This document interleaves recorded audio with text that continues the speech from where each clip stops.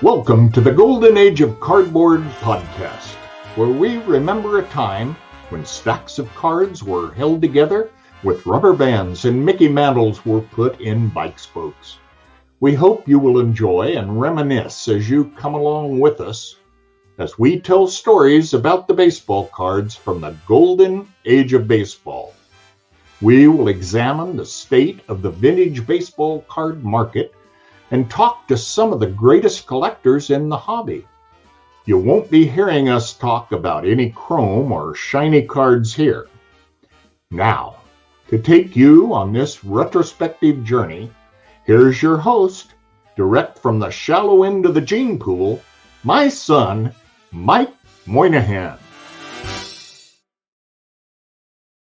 Yo, and hello, everybody. Mike here. Welcome to another wonderful, awesome, festive episode of the Golden Age of Cardboard podcast. It's almost Christmas. We are getting down to the last few shopping days of the year. And as I finish up topics for this year, kind of end on a good note, I've got some kind of things that I'm kind of looking back on and an episode that I'm going to do probably next week that's going to be looking forward. But I'm going to get right to my guest, and it is none other than JT Triple Crown 24. This is your 428th appearance on this show. Welcome, JT. Thank you. I think I'm one hole punch away now from getting a free medium fountain drink for appearing on the show. So looking forward to that next time. I send that to all the guests. No, I don't. Thank you for being on today, JT. I have to admit, I am a little bit bummed out today, not because the Cowboys squeaked out a win against the one-win Texans, which was very good. We're recording this on Sunday, air dates Wednesday, but the dang Eagles won again. So what does that mean, JT? Well, Mike and his hubris as a Cowboys fan at the start of the season proclaimed that there was no way the Eagles were going to make the playoffs. And not only are they heading to the playoffs now for sure, but as a result of his prediction, he will now have to sport his very own Triple Crown 24 Sports Cards V-neck t-shirt at the Dallas Card Show next time I'm in attendance. So if you see Mike in the really sharp-looking black shirt with a nice electric blue logo, you can thank the Philadelphia Eagles for that one.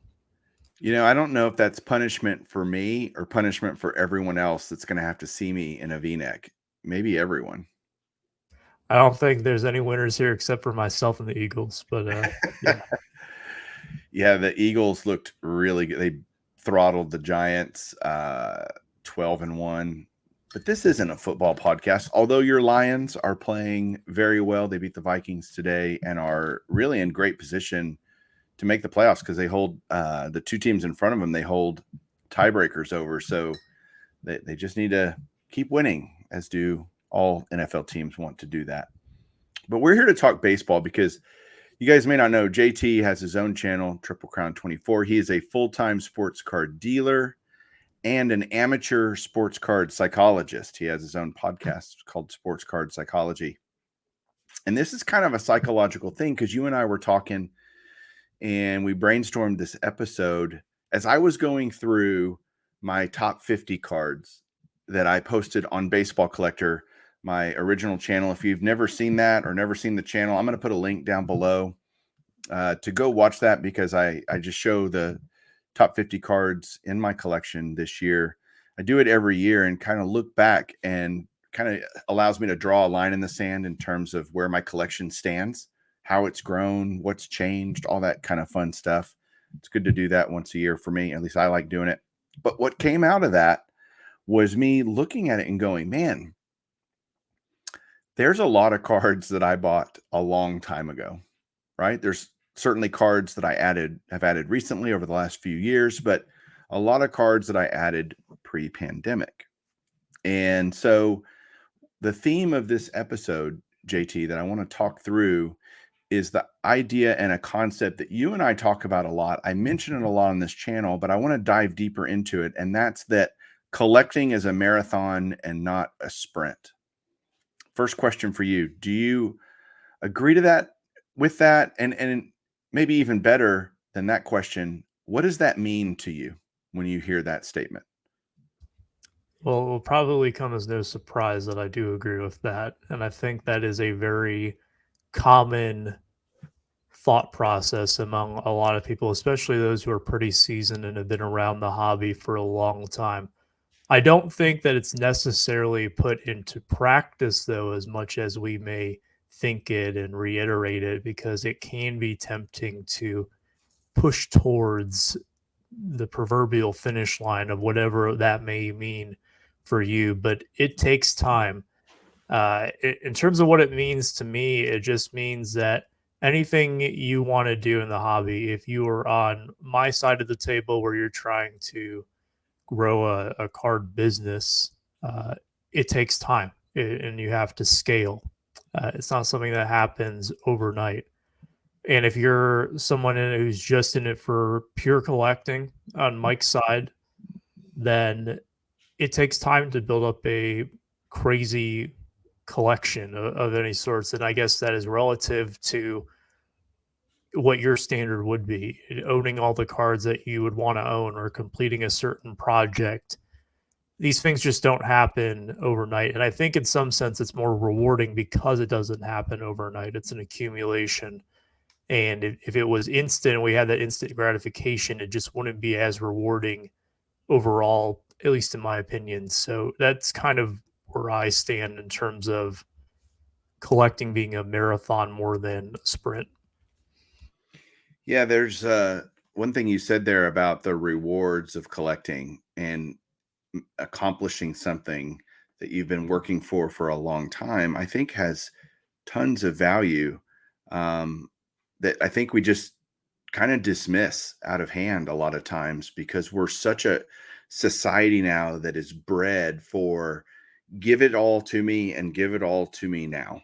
That just feels like where we are in our world. And a lot has been lost about the journey. And I look, I find myself guilty of this at times as well, wanting to complete sets or wanting to do things or feeling that FOMO, right? There's this FOMO that overtakes someone's brain and you end up making maybe either rash and or not well thought out decisions about what collections to add, what price to pay, all of those things.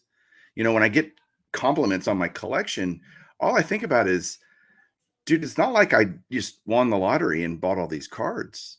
I have bought slowly accumulating. I am the tortoise, not the hare in the story. And I've read Aesop's fable and the tortoise wins. Like, I think this idea that you just have to go and go and go and buy and accumulate is dangerous and expensive. And you can just make a lot of mistakes.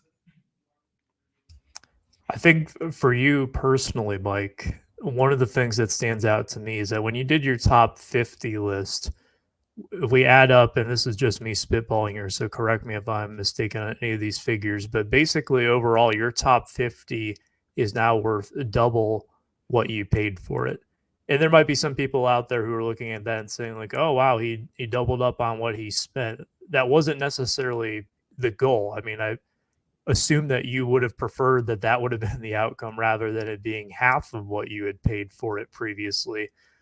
But I think a lot of that goes into timing and going after things, because if you had rushed on some of these cards, you may not have gotten the best deal possible, which might have, as an opportunity cost, precluded you from picking up something else that was on that list, or perhaps even some of the smaller items, because we're only looking at 50 cards in a several thousand card collection among the ones that you track. So it's not necessarily that you might have missed out on the big pieces, but you might have missed out on some of the smaller ones along the way, or perhaps it would have persuaded you, I guess, one way or another, to pursue various cards since you have so many on your list. Would you agree with that?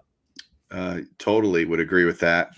I think a lot of collectors lack the important characteristic of patience, and we're afraid to walk away. It's that FOMO thing. It's I don't want to miss out. And I've walked away from plenty of cards that I look back and regret not buying, no doubt. But there are so many more cards that I look back and go, man, I'm sure glad I bought that when I did. And so it's this weird idea of taking advantage and kind of this juxtaposition and having to balance the idea of I want to take advantage when an opportunity presents itself to pick up a card that I think is fairly priced and that I wanted to add to the collection for a while, and going, maybe maybe I can't buy that today. I'll buy it. There'll be another one. Right. And the lack of patience never ceases to amaze me when I see collectors just hungry and itching and rushing into different purchases. When I talk to them, it's not so much that, I don't know when I watch a video or hear about somebody picking up a card. Hey, I never go, man, you should have waited on that. Or are you sure you made the right decision? I say that a lot to guys when I hear about that they're going to sell a card. Like, are you sure? Like, are you really sure? Because if you if you want to ever get that again, it might be difficult. So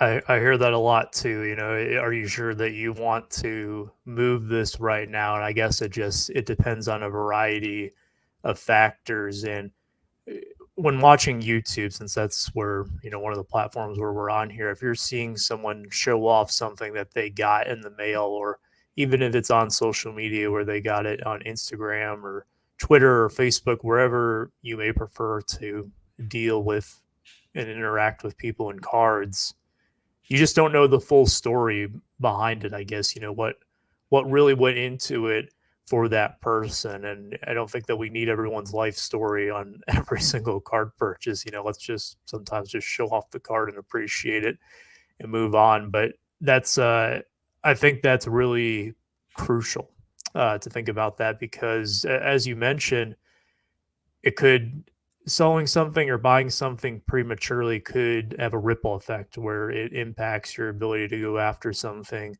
later on. I know that in the past you've targeted certain cards at the national, and in your case, where you were able to go after certain things because you waited and you were patient on other cards. I know that this past year you waited on the Satchel Paige rookie, and we had waited several days for you to pick that one up, and you had seen a few, you had talked about a few, but you were able to get a pretty good deal that maybe would have precluded you from, say, your 53 tops Mantle, or something else that was high on your list that you also acquired at this show. So you just never really know what the outcome may be, and it's not something. It's almost like crying over spilled milk, in a sense, where if you're trying to look back and see, oh man, I should have done this or I should have done that. I know one of the stories you like to tell is I forget which national it was, the deal of the day for the Bowman 53 Bowman color Mantle. yeah, it wasn't even a deal of the day. It was just a card I saw and didn't buy. It was a 5 and it was $150. That was 2014, by the way. So a long time ago. And you look back on that now, and I think rather than being, pouty because you eventually got it, you learn from that, and you realize that, hey, maybe if I see something like this and it makes sense, then I'm going to go ahead and grab it. And by using that, it ended up probably saving you more in the long run than if you had just kind of tried to retcon that in some sense. Yeah, and patience can be something we practice in the long term and even in the short, like when you're at a show, to be patient. When you're just going to be there a few hours, or maybe you're at the national and you're going to be there a few days. I try to preach patience to people. Go around, look around. Don't buy the first one you see of whatever it is card you're looking for. Be patient with that, because again, unless it's a very, very rare or one of your favorite player or whatever, there's going to be another one there.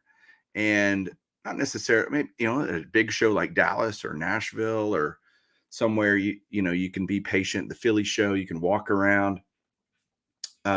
Just, I always say, walk the entire floor until you buy anything. Exercise some patience, because you will likely go, oh yeah, that first one I saw was the best deal. I'm going to go back and buy it. And what people, the thing they tell themselves, and they fool themselves into thinking that if I don't get this, I'm going to miss out on it. It's going to be gone when I get back. And that is, I'm not saying that's not a risk. It is. Like, it's happened to me before where I've gone back and somebody else thought it was a really good deal and they took advantage of it. But I've made more, if this makes any sense, if I can explain this right, I've made better decisions by waiting and then showing patience and ultimately buying a better card at a better deal than if I buy the first one. Does that make sense, JT? Absolutely. I mean, at the time we're recording this, I went to a show earlier today, and that same thing happened to me. There was a card that I was looking at. The second time I had walked through, it was gone. And yeah, that is a risk that you do run, but it was a card that I didn't really care too much about. I didn't feel any sense of urgency. And yes, there are certain things. If you're a super collector and there's a one of one that you need for a rainbow, then unless it's some ridiculous price, it's probably something that you shouldn't walk away from if you're that concerned about it. But I think when you get into that show environment, especially, or even if it's online where you have an auction, and I think auctions, it brings a different sense of FOMO because there's a running clock where you know, like, okay, I have to make a decision within this amount of time. And I think once you start thinking about that, it really starts to spiral where you may not consider, is this something that maybe I can get at a later time? Do I need to get this exact version of this card that is going up for auction right now? And it's difficult to separate those feelings. I am definitely plenty guilty of it. But I would say that most often, very few cards are not there the second time that I go around.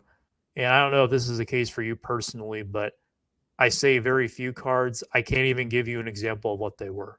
There's nothing that today I'm still thinking about and still regretting that wasn't there the second time around. I mean, one of them was today. I remember that, but there was one even yesterday that I remember. I don't remember what it was now. I can't. I'm not even thinking about it. I'm thinking about the cards I did pick up. Is that kind of how you feel too? Is there any, I Oh, guess, lingering regrets or? totally. But no, I honestly, I mean, again, cards I just passed on, period. It wasn't that it was gone or whatever later, but just cards oh man, I should have gotten that. Now it's a lot more expensive, but not so much. Again, I've made more money by being patient in terms of better deals over time than I've lost out on the cards that have gotten away. You mentioned auctions, and I think that's fascinating because it, I don't know how many times you've seen this. I've seen it where there'll be a card I'm bidding on, pick a vintage card, whatever. I'm bidding on it. And I'm like going, really that much? I was bidding on a Gil Hodges PSA 3 rookie, 49 Bowman. And I had put in a snipe and it went significantly over my snipe. And I'm like, that seems awfully high. And I could go because people don't check this. They don't look. They're in the moment of the auction. There's a buy it now for cheaper than what the auction's going. You're like, people are bidding this up. You could, the second guy could go buy one cheaper right now as a buy it now and be done with it. Have you ever seen that happen? Oh, I've seen it way too many times, and people pointed out. I think one of the things that really jumps out. This was on eBay, I'm assuming. Yes. Okay, when eBay gets an auction that ends within an hour, it turns to that red bold font. I think if it's Right. less than 24 hours, it's the black bold font. But when you see that red is just, it creates a sense of urgency. It's such an intense color. Whereas I don't really see that too much on like auction house sites or various other platforms. I know that on Whatnot, when it gets under 10 seconds, it will turn red.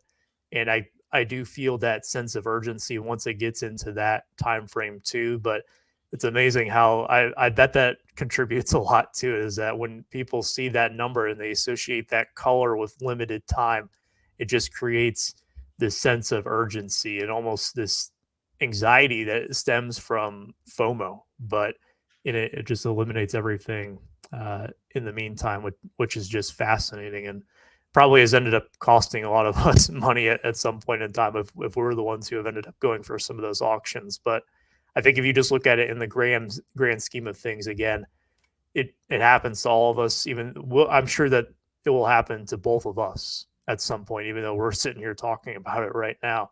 But I think if you just look at it in the big picture and look at it overall, if you're making good decisions and practicing patience, overall it will reflect in what your collection looks like. And I mean, I think what's cool about the video that you did is that you have the spreadsheet that has this data on it that I was able to look at as well.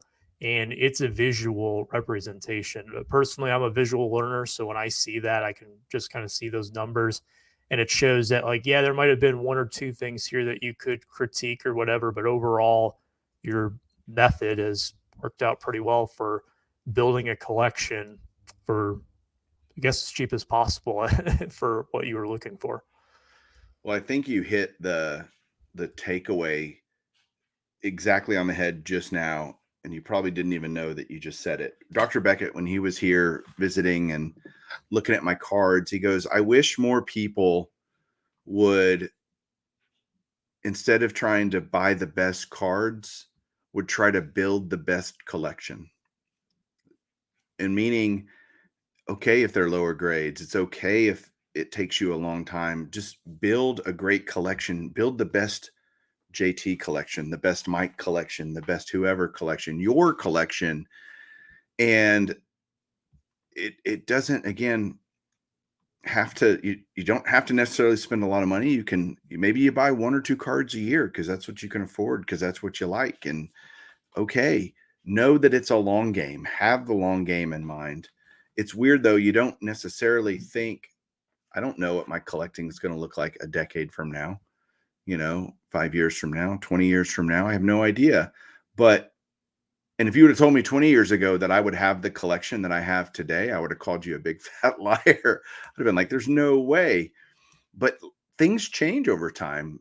Our personal circumstances change over time, both good and bad, right? You can get a raise, get a better job, get your kids out of college and have a lot more discretionary income, which helps you to buy cards that you couldn't buy necessarily during a certain season of life, or you lose your job, or a family member passes away and it just causes a lot of strain. And you just know that that marathon has ups and downs within it. If you ran a marathon, you're not going to be sprinting the whole time. You're going to pace yourself. You're going to run at a rate that allows you to finish, not one where you run out of gas halfway through or 3/4 of the way through. And so if you think about where do I want to go with my collection? What collection do I want to build? And work backwards and go, okay, I need to pace myself in this manner to make that come to fruition. Is that a good psychology way to think about it? I don't know. I think it is, but I think the big takeaway that I would want to instill with that is that it's not a linear path to Correct. get there. There's, as you said, it is ups and downs. And we never have it all figured out.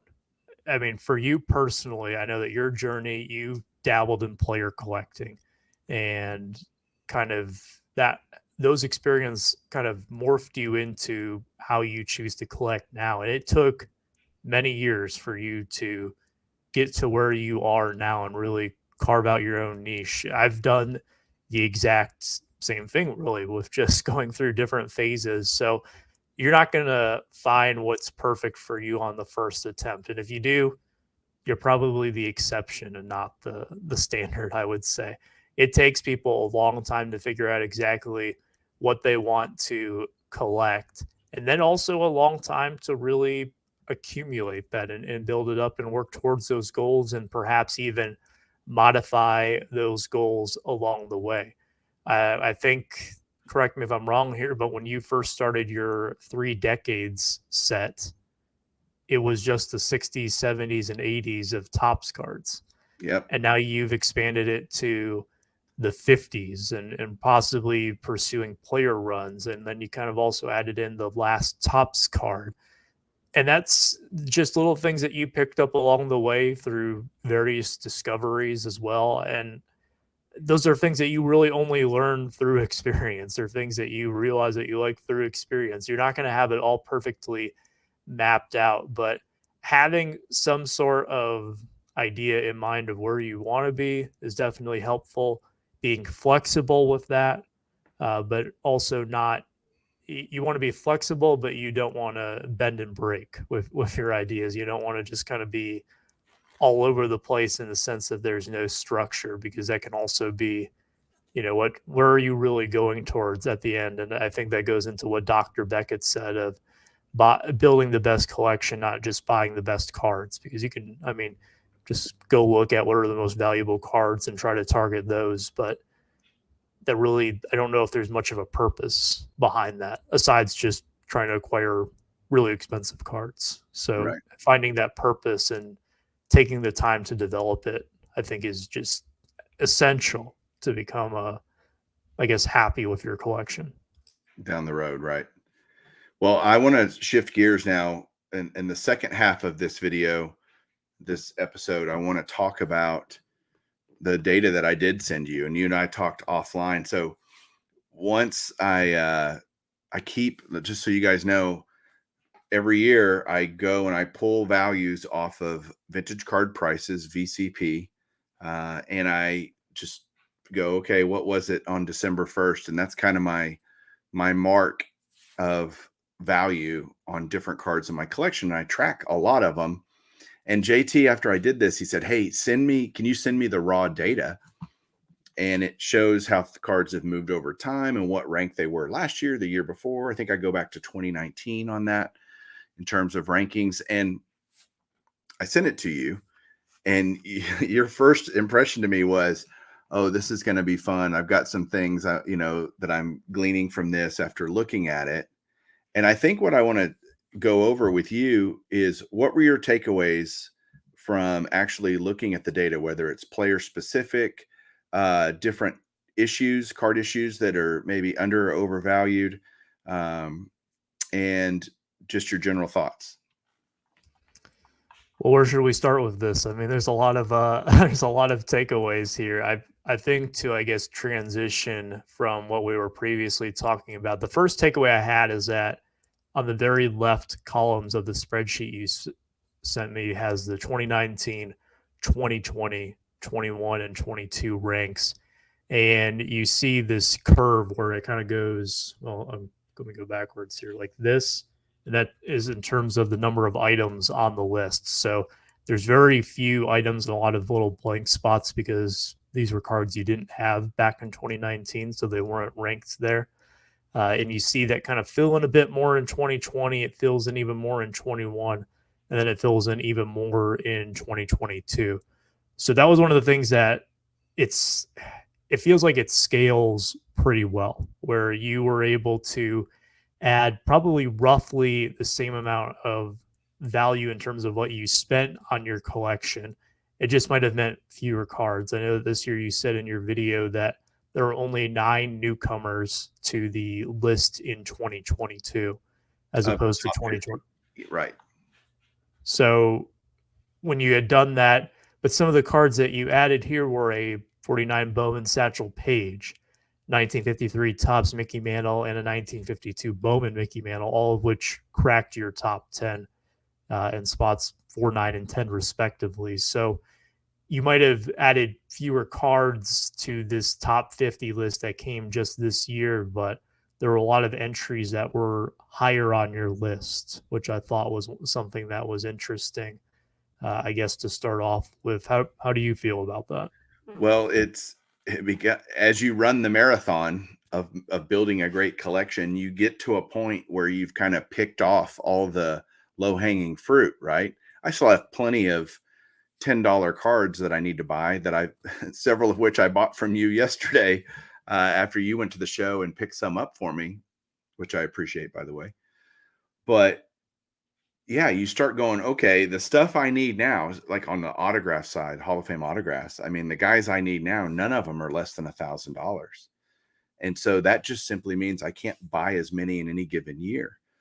But when you do buy one, when you do get to the point where you're ready to pull the trigger, it instantly garners a higher place in your collection just because of the pure value. You could buy, for example, 152 Bowman Mantle, or you could buy 5 or 6, lesser cards, right? Lesser valued cards.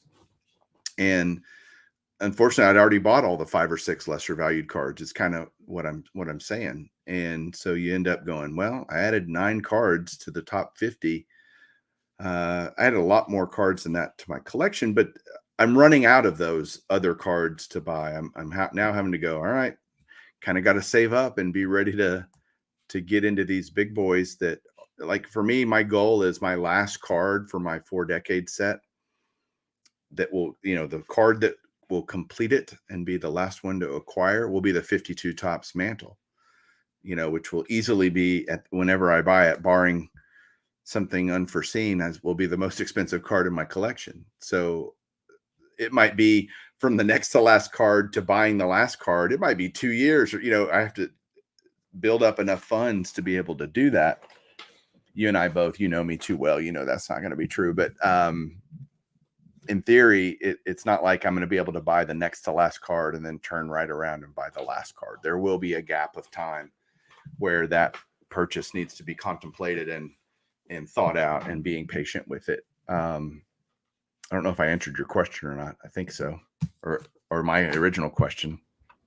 I left it kind of open ended there, but yeah, I think the patience. There's several things there. I mean, with a 52 Mantle, first of all, when you go out to buy that card, you're not going to buy the first one that you see. And I think price on something like that is going to be something where you're going to buy the best example you can for the best price, which is really essentially the strategy that you've had for pretty much everything that appeared on that list. So, in terms of what kind of grade are we looking at, what are the features we're looking at, I think that's kind of, again, that's flexible. You know what kind of card you want, but you are willing to compromise on certain things. You know what's important to you. And I think having that as the penultimate card in this journey adds more significance to it. I mean, having the last card be the 52 Mantle is kind of climbing the summit at that point in time. So I want to ask you a question about that, Sure. because you had asked me, kind of about if there were any trends among players that I saw. Mantle's one of the most interesting ones because from what I saw, a lot of the cards, there wasn't too much retread from the December 2021 price that you quoted and then the December 2022 price that you quoted.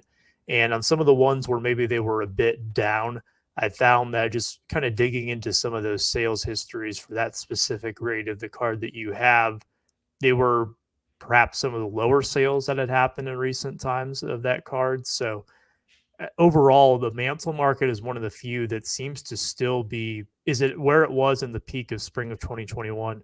No, it's not. But it is still kind of gained traction from this time last year, where a very large majority of the market, you cannot say that. And that's both vintage and modern. With that said, do you have any, I guess, FOMO of whenever it is time to go after the 52 Mantle that you should have bought it sooner because it could save you significant money? Of course, it wouldn't have been the last card, and you might have had to, you know, spend more now than you had wished, but it could end up saving you in the long run. So, how do you feel about that? I think especially the 52 Mantle that I will be looking for somewhere in the very low grade, but high eye appeal type card. I think it's never going to be cheaper than it is today. It'll only get more expensive.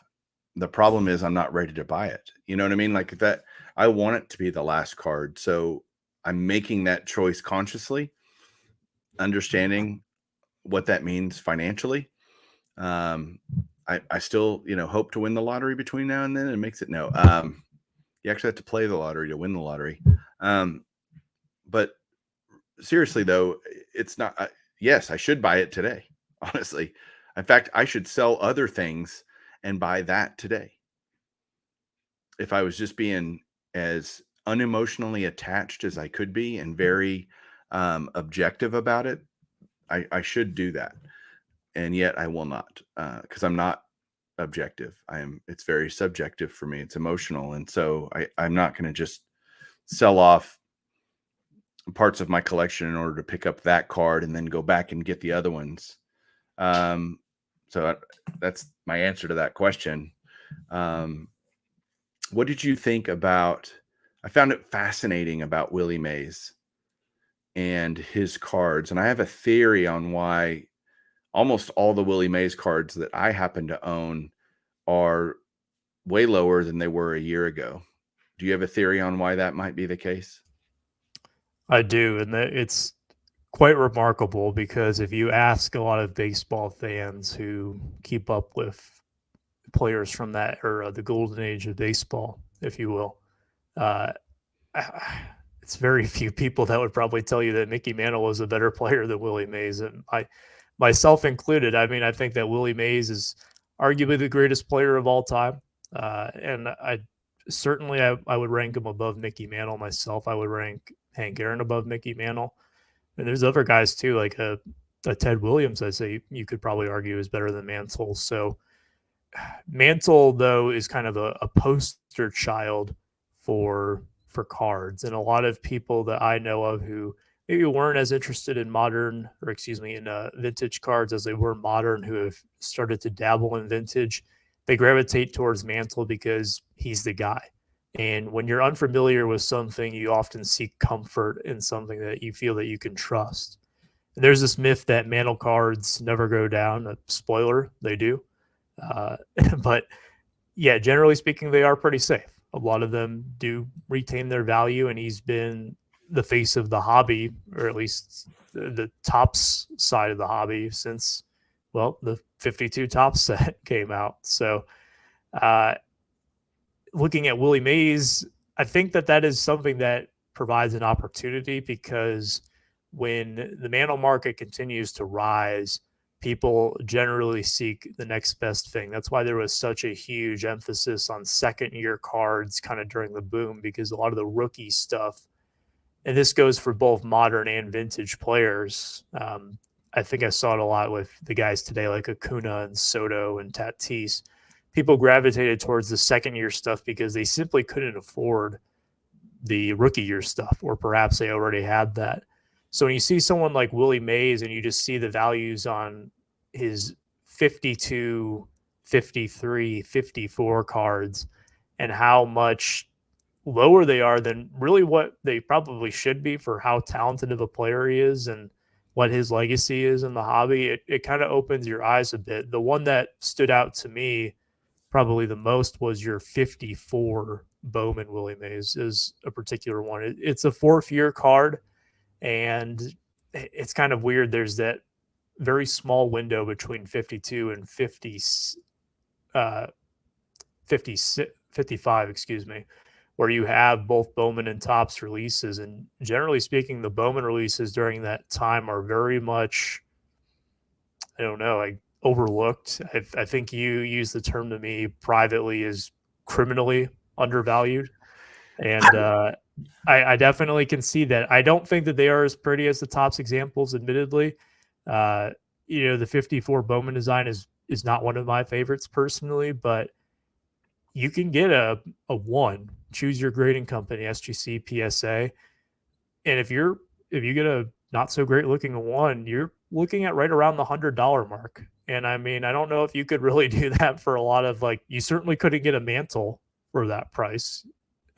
Even a guy like Hank Aaron might be tough to get around that price for early to mid 50s cards. So that was one of the ones that kind of stood out to me. I'm not sure what your assessment was on the Mays market, but it's kind of where I stand with it. Yeah, I mean, Mays to me is he absolutely. I thought Mays, Jackie, Koufax, there were guys that just not just took off, but really into the stratosphere during the pandemic. There were certain players, Satchel Paige, just some guys that their card prices went through the roof during the pandemic. And since that, it's like they're almost back to where they were. They're still a little bit higher than they were pre-pandemic, but not significantly so. And the point of that is, I think, especially after Hank Aaron died, to me, that was a pretty telling moment when you have, oh man, Hank Aaron died. Who's next? I think people look around and go, all right, who might be the next shoe to drop here? And it's Mays is the oldest living Hall of Famer. Besides Whitey Herzog, oldest living player is Willie Mays. Then you've got Koufax is up there. I mean, you've got these guys that are still alive, and the old adage of it's always better to buy their stuff while they're still alive was going around after Hank Aaron died. Like, ooh, who's still alive that we can go get? And so it caused this rapid ascent of card prices for Mays, especially as rookie. I don't know if you have my spreadsheet pulled up. If you can look at the Mays rookie, I have a PSA 2 51 Bowman. What was that at the peak? Because I also went back and found peak prices during the boom for a lot of these cards. Do you know what it is? Do you have that close by? Yeah, it was. So I'll give them the full rundown here, I guess. So you had purchased it for $1,600 at the 2019 National. So this was July of 2019. In December of 2020, that card had pretty much doubled. It was at $3,400. And then you have this insane run up where it more than triples in price to $10,495 as its peak price. And this is for a PSA 2, not a 6 or a 7 or anything. And then it retreads this time last year to 6,300, and now a bit more of a decline down to just under $5,000 at 4,920. So again, it is up. I mean, it's over triple what it was back in the summer of 2019. But you're talking about a 53% drop from the peak. And I mean, in any other market that isn't card related, we would call that a crash, which is kind of it's kind of bizarre to think that a Willie Mays rookie, such a classic card, would be one that crashes. But it lends your mind to kind of wonder, is this a correction? Is it an undercorrection, or is it an overcorrection? And I think that's the question that we're trying to figure out now, is where is the bottom on this, or where will be the new bottom on it? And I don't think we quite have the answer to that yet. There's a lot of uncertainty right now, but uncertainty also breeds opportunity. So it's something to keep in mind, I guess, if you're out there in the market for certain Willie Mays cards. This may be the best time. I hear a lot of people at shows saying, I'm going to wait for this to drop. And you want to be careful not to wait too long. We always want to time the market perfectly.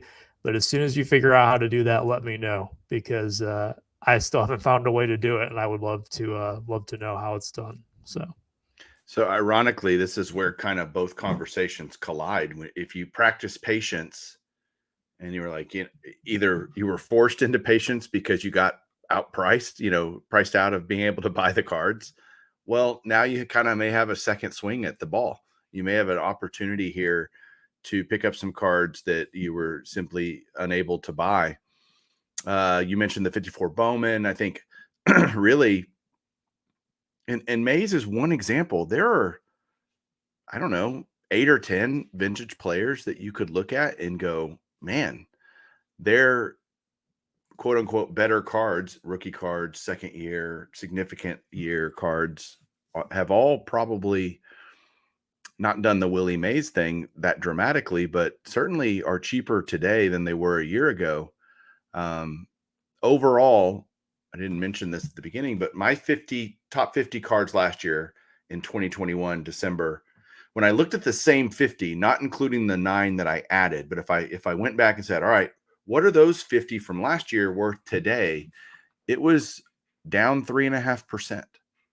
And that sounds like, oh, that's pretty much even. And that's true. That's a true statement, but that's looking at all 50. If you individualize them out, you will see cards that are certainly up and you will see cards that are certainly down. And so a huge moral to this, and hopefully you're hearing this. You need to go look. Like, you need to go research. You need to go find out. Maybe it's a card that, oh man, I did, it got crazy during the pandemic and I never bought it. And maybe you haven't revisited that.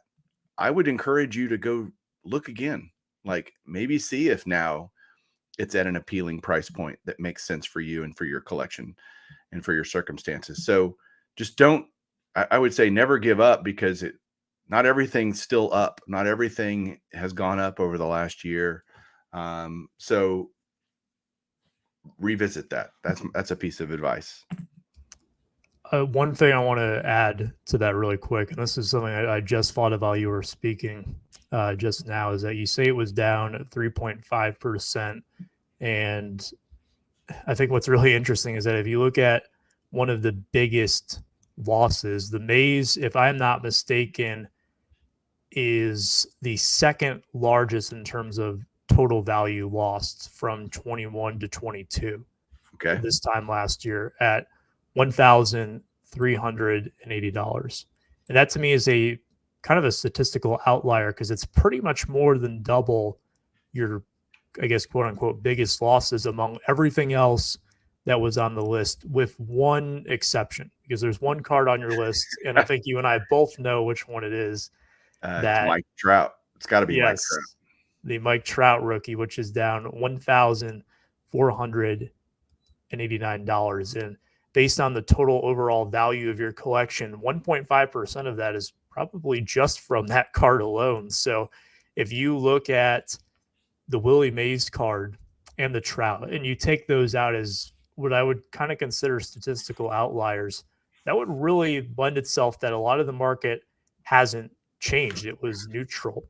Yeah, And what's fascinating, great point. Yeah. Sorry.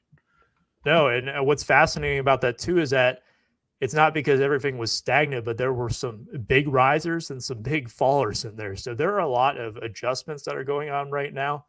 And it just somewhat contradicts what I said earlier about patience. But if you think that the time to strike is right, go for it.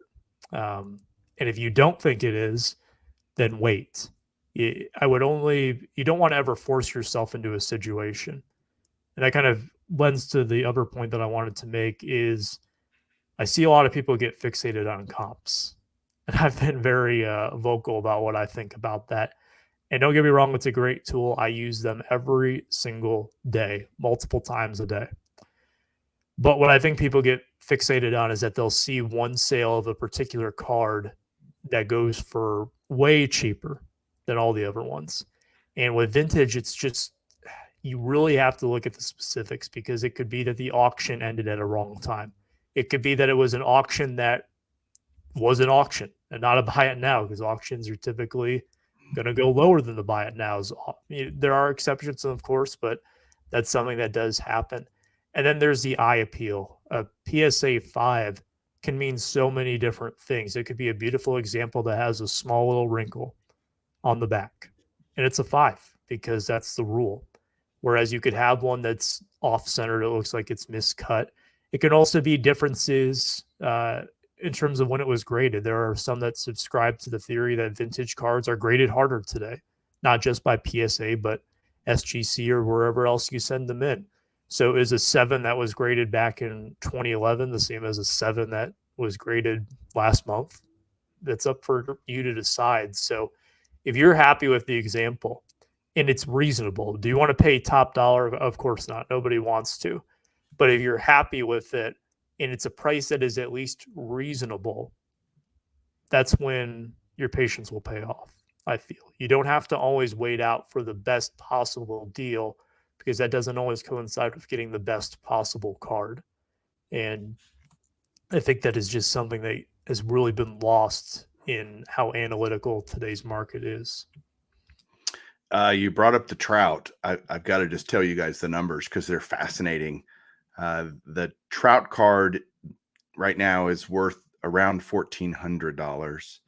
At the peak, which was February 2021 for that card, it was over $7,500. That's a over 80% drop from the peak to what it is today. with that being a combination, I think, of just people looking around and going, this is a highly mass-produced base card, that there are plenty of 10s. And I think more 10s are being added all the time in that, such that the pop report's going to continue to grow. And therein lies kind of the essence of the problem with modern in general. Mike Trout's, arguably the greatest player of a generation, right? And his card prices have gone down significantly. Again, this isn't a modern card show, but it just goes to show the difference. But again, that happened to Willie Mays too. It didn't go down that dramatically. I mean, from the peak, we're currently down 53%. But like you said, that's still a lot, right? The Mantle rookie from peak that I own, the PSA 5 that I own, is down almost 50% from the peak. So I think the peak would be a terrible metric if you use that as, I think it'd be dangerous to use it as, man, from there it's down this much. That's a great deal. And I think it's dangerous to go, hey, that's where it got to. It's got to get back to that. There is nothing that tells us that either of those are true. So don't just look at peak prices and say, oh man, what a screaming hot deal. I need to go buy a Trout rookie.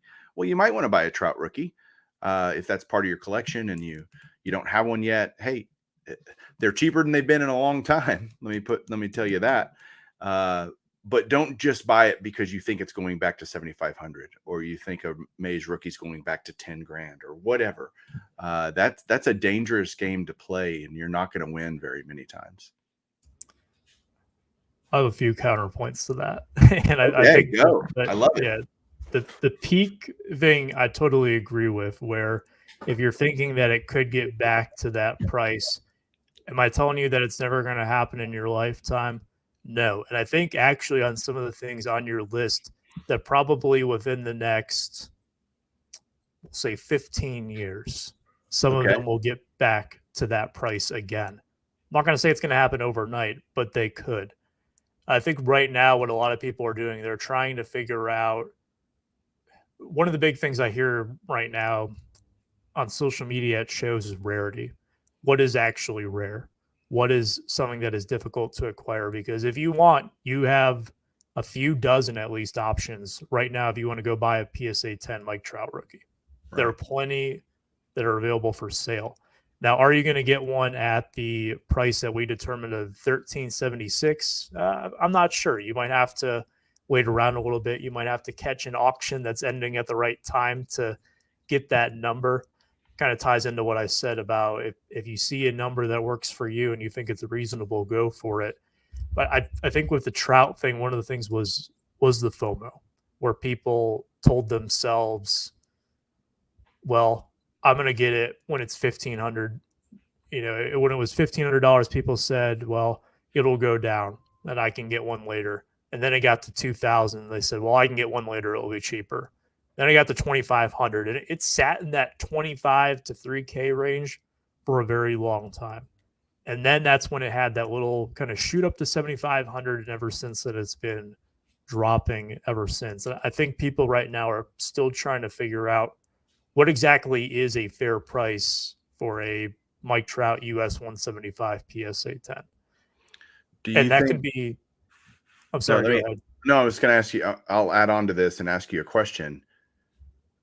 Do you think that the Trout appreciation in price was, you can at least partially call it, was contributed because of the new people coming into the hobby, not knowing a ton about cards, but they know Mike Trout? There was just a lot more demand. All the people coming to the hobby, well, you got to own a Mike Trout rookie in a 10. Do you think that played into it at all? I think it's one of those cards that, its reputation is almost larger than the card itself. It's the same thing as the 52 Mantle, which a lot of people call one of the most overrated cards of all time because it's not a rookie card. But it is, it's the poster child for Topps cards. And the 2011 Mike Trout is this generation's 52 Mantle or 89 Griffey, Upper Deck Griffey. And it's just one of those kind of status symbol cards in a sense where it has exceeded what it actually is. And I think that's why you're seeing that now. And I think that really does attribute a lot to the market. That's why we've seen Mantle prices go up, because the legend of Mickey Mantle is what has really driven his prices. Or our friend Eric, those back pages, only says sports good versus sports card good, where the best players don't necessarily command the much premium. And it's because there is all this lore there. I think that's why when Hank Aaron passed away, there was so much interest in his cards, because I mean, let's face it, when someone passes away, there's a lot of memorial type of pieces that Attention. are put out. You Yeah. have different forms of media to consume, and people hear about the lore of Hank Aaron, or perhaps they're reacquainted with it.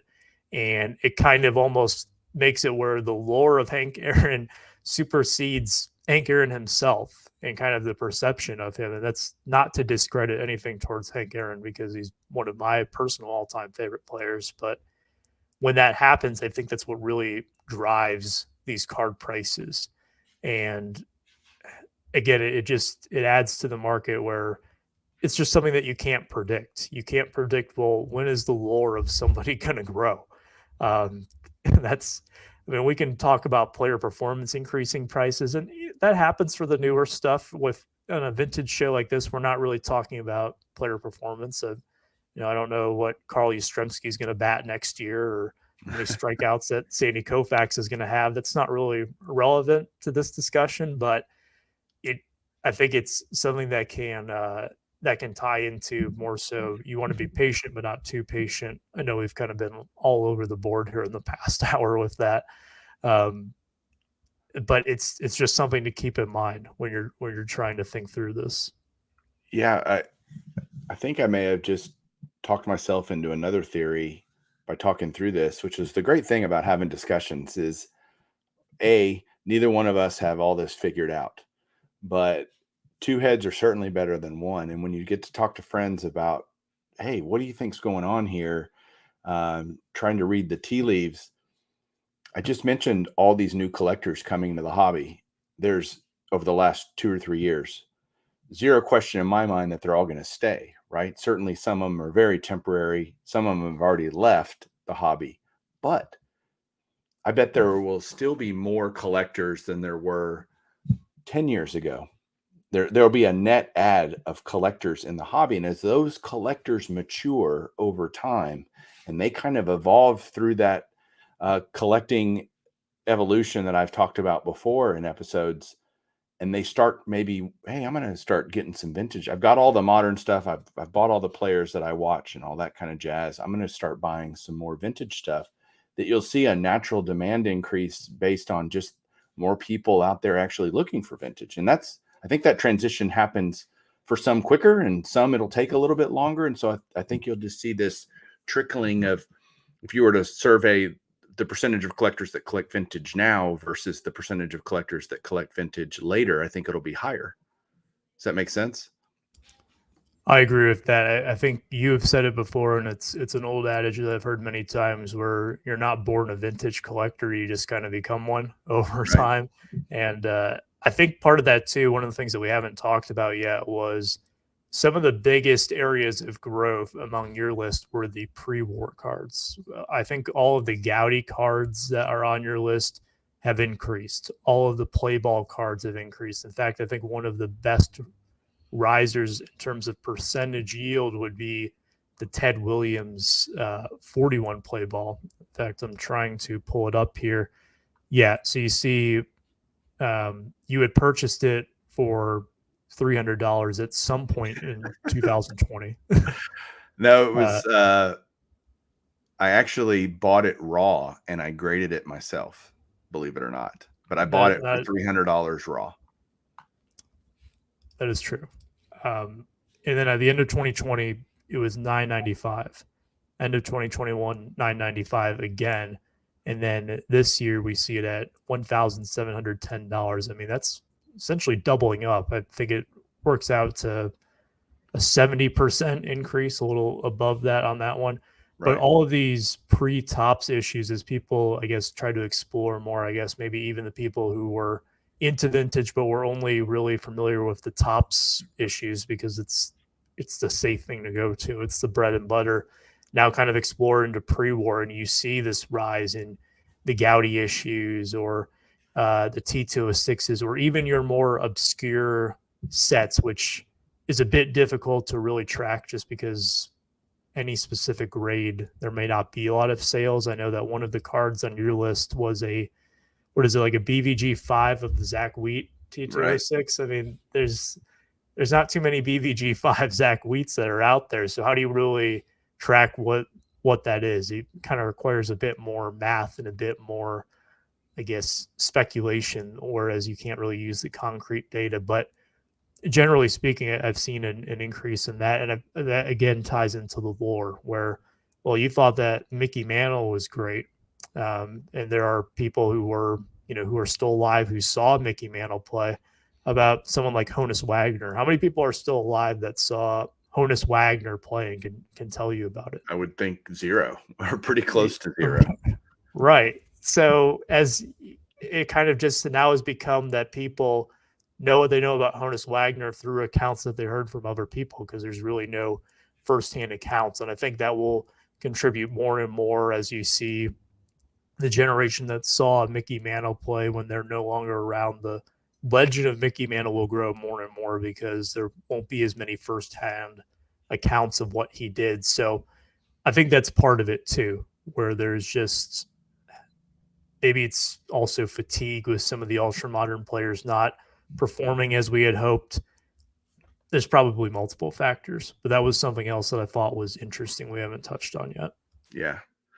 Well, man, I know you and I could talk for hours and hours more, and maybe a few of you might listen, but I'm going to let the rest of you off the hook and thank JT for being on the show today. We covered a lot of cool ground. Always great to share insights with you, JT, and hear your thoughts. You're just a guy that young in age, but old in spirit. And so I really love that in terms of what you've learned and, self-taught, and just how much you're absorbing in terms of information and the way you look at the card market, the card hobby. I love it. And it's very infectious. And also, I don't know if it's life-giving to me, but certainly spirit, it's enthusiastic, rub off maybe that comes to me. So I appreciate you, JT. I appreciate your friendship and appreciate you being on the show. I'm glad to still be the young guy. I just had a birthday a few weeks ago, and shortly after that, I had someone ask me what grade I am in. So that really helps encourage me that I'm still young and energetic, even though I'm now a year older. But no, in all seriousness, I love conversations like this. I hope that at least one thing that we said in this episode will stick with someone. It's easy to listen to these things and just kind of say, oh, that was fun. Great job, guys. And then kind of move on throughout this. But I know part of, I guess, the goal, at least when I do my show, and I'm sure with yours as well, is that hopefully it does impact people in a positive way. Take away from it whatever you may from this show. But I love the show. I listen to it whenever I've got to drive somewhere, and I've certainly learned quite a bit myself. So hopefully we provided that to everybody listening today. Well, we always my goal on this show is to educate, inspire, and maybe even entertain you guys. So hopefully one of those boxes was checked today. Thanks, JT, again. And we will catch you guys next week for another episode. Keep collecting.